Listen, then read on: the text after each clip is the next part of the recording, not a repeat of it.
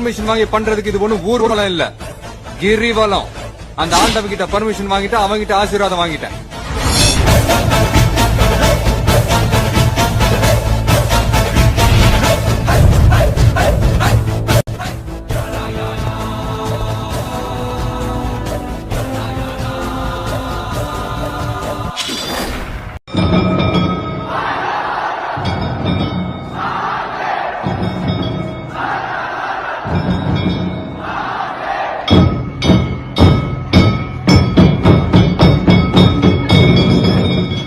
யாரு வரா அப்படின்னு பார்த்தா